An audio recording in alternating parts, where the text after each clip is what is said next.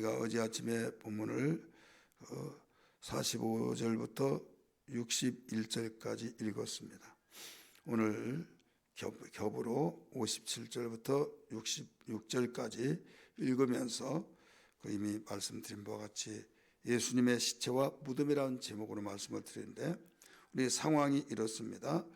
이제 안식일이 시작될 때에 이것이 57절에 나오죠. 저물었을 때 예수님이 십자가에 못 박혀 지금 피 한 방울 물 한 방울 남김없이 다 쏟아졌을 때 유대 전례법에 장사를 지내는데, 나무에 죽은 자는 거기에 절대로 시체를 매달아 놓지 말아라. 그렇기 때문에 이 제자들이 모든 장례식을 치료하는데 다 도망가 버렸고 연약한 여인들만 남았고 참 초라한 그 현장이었습니다. 상갓집에 시끌벅적해야 그 상갓집에 발길이 끊기지 않을 때 위로가 되어지기도 하는데, 그 쓸쓸한 이런 상갓집이 있죠. 한번 생각해 보십시오. 그 예수님이 죽었을 때 다 밑에서 반대하는 자들은 하호하고 우리가 이겼다고 하고 저놈이 이런 궁전을 광화해서 얼마나 모함하고 모욕하고 비웃고 비아냥거리면서 제비를 뽑아서 옷을 나눠 가지고 막 이런 일들. 그런데 초라한 연약한 그 슬픔에 잠겨있던 여자들만이 거기에 몇 명이 있는 그 모습. 이때 어디선가 당돌하게 나타나서 빌라도에게 저 예수의 시체를 내려주시오라고 당돌하게 말했어요. 요한복음에서는 당돌하게 이렇게 나옵니다. 그러더니 아유 안녕하세요 하면서 수고하신다고 하면서 또 니고데모가 와서 저랑 같이 합시다. 니고데모는 이미 어제 아침에도 말씀드려 또 어제 저녁에도 말씀드려서 아신 바와 같이 밤중에 사람의 눈이 무서워서 관원이기 때문에 공직생활하기 때문에 또 이 높은 지위에 있기 때문에 눈들이 많이 있기 때문에 한밤중에 와서 예수님께 상담하고 갔던 사건을 요한복음 3장 1절 이하에서 알 수 있잖아요. 그 뒤에 어떤 사건이 나오지 않아요. 니고데모 이름은. 그러더니 마지막 예수님 시체 장사진에게서 나타났는데 몰락 100근을 가지고 와서 방부 처리하게 해서 어마어마한 100근을 가지고 왔다 이거죠. 그렇기 때문에 여기에서 100근은 60kg입니다. 100근은 이만큼 많은 몰락을 가지고 장례식을 위해서 나타났고, 이름도 없고 우리가 느닷없이 마지막 누가 나타났어요? 아리마대 요셉이라는 사람이 공예원이 돼 의로운 자라 그도 주님의 제자라 이렇게 말했죠. 그가 나타나서 장례식을 하는데 자기를 위해서 받았던 샘무덤을 내어드리었다는 것을 볼 수 있어요. 그리고 난 뒤에 여기에서 이 여인들은 지금 쓸쓸하게 보았던 그들에게 참 위로가 되어지고 힘이 되어졌죠. 이런 가운데 이제는 이튿날 준비이 됩니다. 다음 날에 준비이 되어서 이 모든 새로운 마음을 가지면서 지금 더욱 해가 다 넘어가서 깜깜하게 되어질 시간들이 되어지잖아요. 이때 예수님이 무덤 속에 들어갔을 때 대제사장들과 바리새인들이 함께 빌라도에게 이런 말을 합니다. 주여 하면서, 주가 누구예요? 하나님이 주인데 이들은 이 빌라도를 주여라고 그랬어요. 이스라엘 유대 나라의 총독부 노마의 지배 아래에서 총독부를 세워놓고 총독인 빌라도이기 때문에 주여 이렇게 말하면서 저자가 속였던 자가 말했던 것을 우리가 뚜렷하게 기억이 난 이 말이 있습니다. 저자가 3일 후에 살아나서 내가 살아나리라 한 말을 기억하는데 경비를 든든하게 세워달라고 그랬더니 만약에 세우지 않으면 저자가 말을 했던 말이 있는데 제자들이 시체를 옮기다가 다른 데 감춰버리고 살아났다 하면 이전 일보다 후유증이 더 커서 모든 나라를 떠들썩하면서 흉흉한 악한 소문이 떠들어서 모든 백성들을 다 미혹을 시킬 수 있습니다. 그러니까 든든히 시켜달라는 거죠. 너에게 경비병이 있으니 내가 지키라. 알아서 지키란 거죠.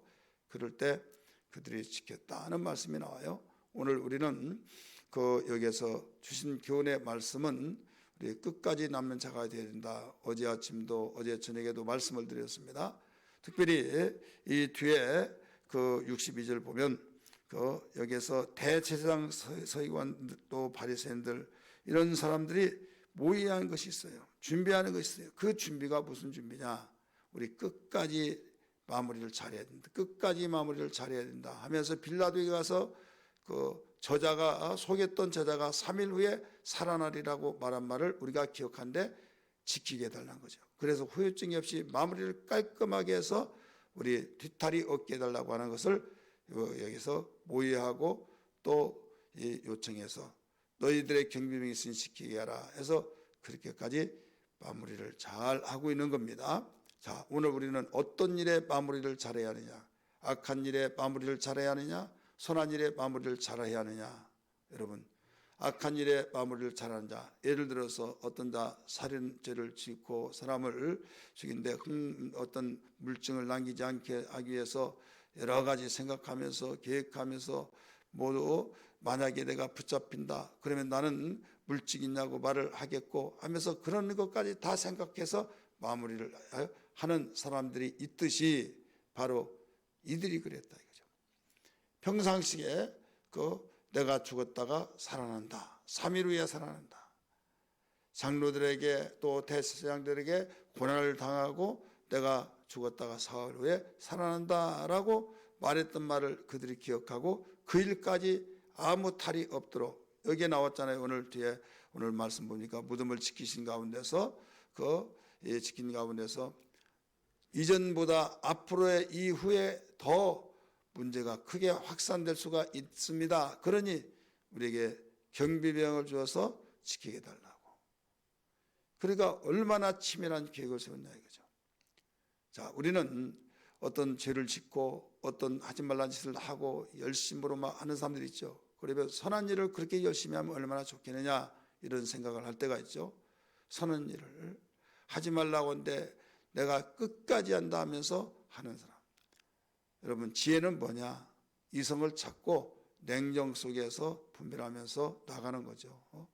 내가 화난 대로 내가 그대로 살아버리면 여러분 정말 우리 자신이 화가 다 가라앉고 난데 후회밖에 없는 겁니다.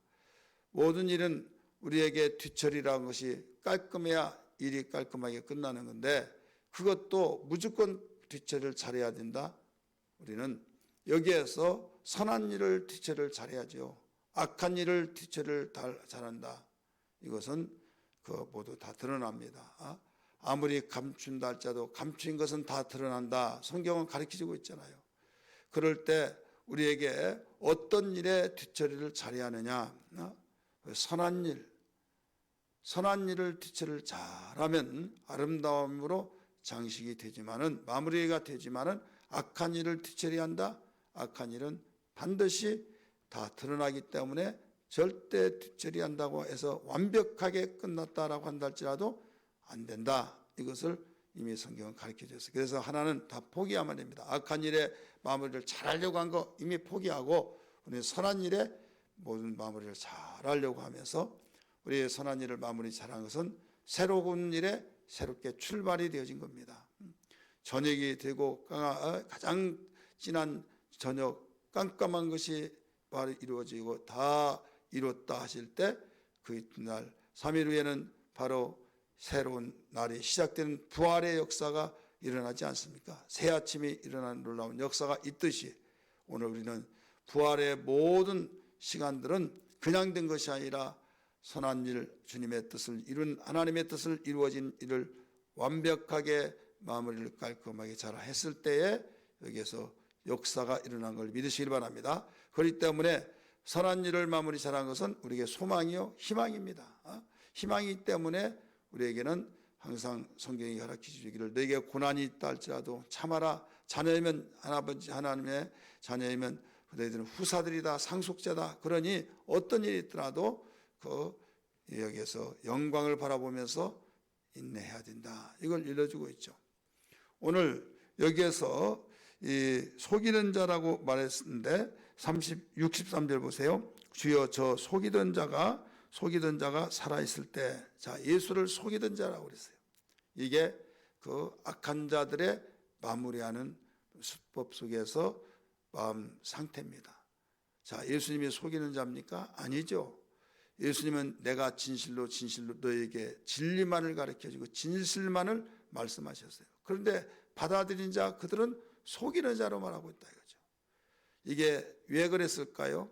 왜 속이는 자로 봤을까요? 진리만을 말하고 진실만을 말하고, 심지어는 예수님이 내가 말한 것은 너에게 내 차이대로 말하지 않는다. 내 아버지께서 보내신 분이 이룰 것과 말할 것만을 말하라고 해서 나는 그의 명령이 곧 영생인 줄 알고 내가 명령을 하면서 너에게 말한다. 이런 말씀하셨잖아요. 요한복음 12장 49절 45절에. 그러니까 주님은 절대 속인 자가 아니에요. 그런데 대제사장들, 또 여기에 나오는 그 바리새인들은 그들이 많은 사람들이 신앙생활 잘한다고 하고 많은 사람에게 귀감이 되어지고 지도자가 되어졌던 그들은 예수를 속인 자로 봤다. 왜 봤느냐? 육신의 생각으로 보니까 그래요. 자, 육신의 생각으로 보니까 왜 그렇게 진실을 말하고 진리를 말했음에도 그 속이는 자로 봤을까요? 이것은 죽는 자가 다시 살아난 일은 없다 이거죠. 죽는 자가 어떻게 살아납니까? 그것도 사흘 만에 살아난다. 3일 후에 살아난다. 바로 죽었다 하면 한 1, 2분에 살아난다고 한다면 그건 이해할 수가 있지만은 3일이 되어서 살아난다? 이것은 있을 수 없다 이거죠. 이것은 절대로 일어날 수 없는데, 그래서 속이는 자라 이렇게 본 거예요. 한마디로 말해서 왜 예수를 속이는 자로 봤느냐? 결론으로 정리해서 말한다면 육신의 생각으로 보기 때문에 속이는 자로 보는 거예요. 자, 이것을 우리가 적용시켜서 보세요. 우리는 속이는 자로 주님을 보지 않습니다 라고 생각한다고 할지라도 이 말씀 속에 나 자신을 보면 우리도 속이는 자로 예수를 보는 경우들이 얼마나 많습니까? 그게 바로 그 말씀의 진리를 믿지 못하고 육신의 생각으로 내가 도무지 나는 이건 이해가 나는 믿을 수가 없어. 그럴 때가 있지 않습니까? 그래서 육신의 생각은 사망이라고 가르쳐주고 있죠. 죄의 삭은 사망이요, 육신의 생각은 사망이요.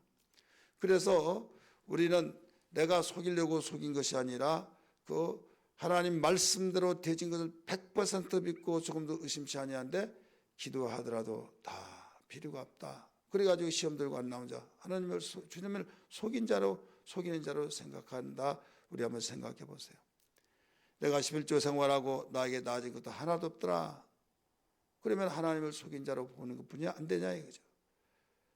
그래서 우리에게 철저히 지키게 해달라고, 이전보다 더 후유증이 큽니다.